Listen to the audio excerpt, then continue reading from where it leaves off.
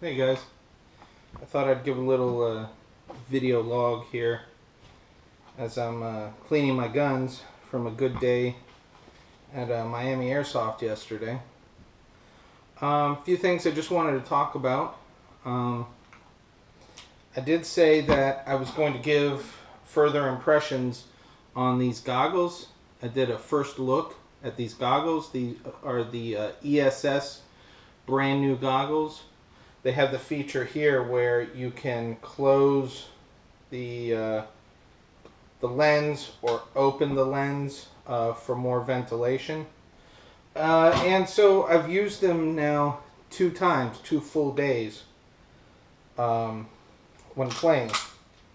So my impressions is this, and keep in mind that I asked to review these goggles, these latest ones from ESS, because I've been using ESS goggles in the past for a while now, and they've been really good. And my impression of them is that they were pretty good. They worked relatively well, but basically it comes down to this, that I would still choose my old ESS goggles over these new fancy ones. These new ones here, $120. My old good Old Faithfuls, $45. And they seem to work better if you just need straight up anti-fogging. These things never fog. They're great. I would recommend everybody get a pair of those ESS goggles. $45, and they're fantastic. They seem to fog a little bit, not fog, but there was a lot of humidity and moisture right up like the top half of the goggles that I haven't experienced in my other ones. In all fairness, these never completely fogged up. It was more like a sweat and humidity and moisture getting up in there. So I guess you can say for anti-fogging, they're very good. But the thing is, why spend $120 when you just need to spend $45? Who would spend $120 on these is somebody who needs anti-fogging, but also at times needs to close up the lens to keep the dust out of their eyes. So somebody like in real combat environments. So for that, they work great. If you're just airsofter, get the $45 ones. So that's that. The next thing I wanted to talk about was Miami Airsoft, the redesign of their field. I don't like it. Don't really like it. I think that the bank side has a clear advantage, especially at the very start of the game. Take a look at my latest video with gameplay footage. You'll see one of the games where we start, and if the house side wants to rush, they're just going to get slaughtered. In one of my videos, the last video, one of the games, we start, both sides rush to the middle, and I immediately get 7 kills. Just me. That was just me. Everybody else is firing, killing all the other people too. So, right in the start, the house side has if the bank side has competent people who are also rushing on it, the house side is going to have a lot of trouble. And it's simply because the bank side, right at the start of the game, it only takes them a few moments to run straight up into a position with broad windows or broad alleyways or broad areas where they can start shooting.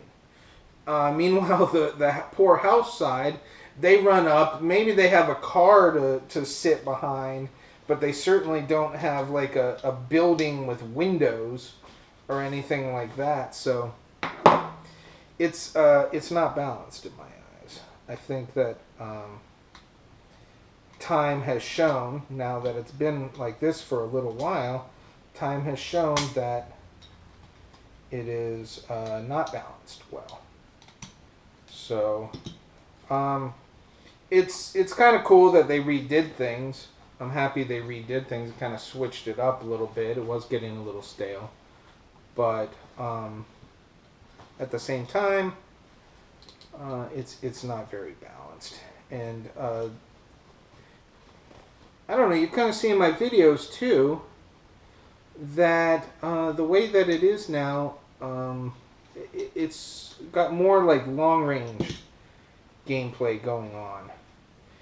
Like you'll see in my videos, there's not a whole lot of times where I'm as much where I'm pulling out the pistol close quarters. Certainly you can. I'm not saying it never happens. I'm just saying for me, you know, I'm not like a fast rusher. You don't see me doing a whole lot of running out there. But I occasionally do. Anyway, that's my thoughts on the new Miami Airsoft field. Not as good as it was. Something else I just wanted to mention briefly was I've heard a lot of people say lately, and you know, I'm not saying that these people don't have a valid point, but I hear a lot of people say lately that they do not like WE gas blowback weapons, rifles or pistols. And I don't know, like I said, maybe these people have valid points. Maybe they've had these weapons malfunction on them or break easily. I heard questions about quality and such. I've been using WE pistols for a while now, a lot. You know, this Glock I use a lot, it's a WE, and this race gun is a WE, I use that a lot as well.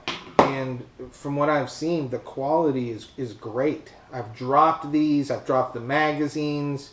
Oh, that was another thing, they say the magazines leak. I've dropped my magazines a bunch of times. I haven't had a single problem with any of my magazines. Haven't had a single problem with any of the guns, the build quality of the guns, the performance of the guns, the way they shoot has been outstanding. Now, granted, this is only 2 guns I've had of theirs, but they're operating very well, both of these. So my experience with WE gas blowbacks has been great. So the last thing I wanted to talk about was Kriss Vectors by KWA.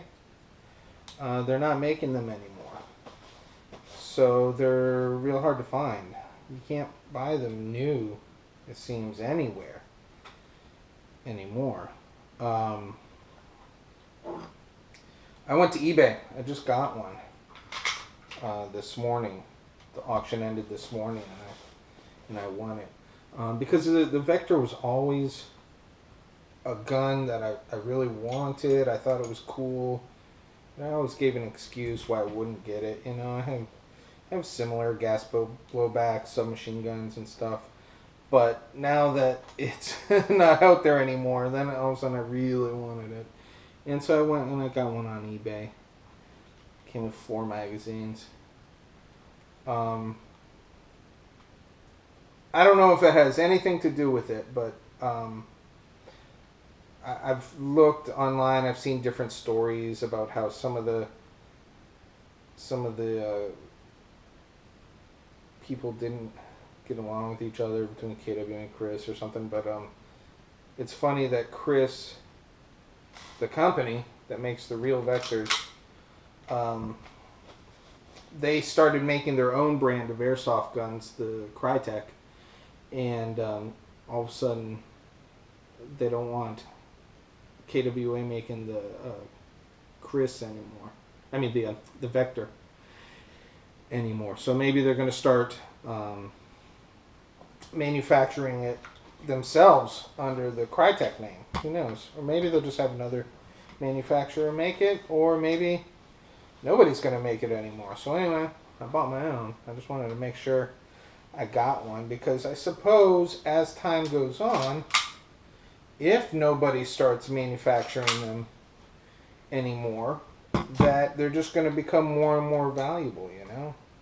Be like a legend, you know, because the Kriss Vector is always a very cool weapon, and if they become rare, I'm sure a lot of people would want them. So, that's it. Just a quick video log. My impressions on a few things. Alright, thanks for watching, guys. Thanks for subscribing and liking. I'll see you out there on the airsoft battlefield.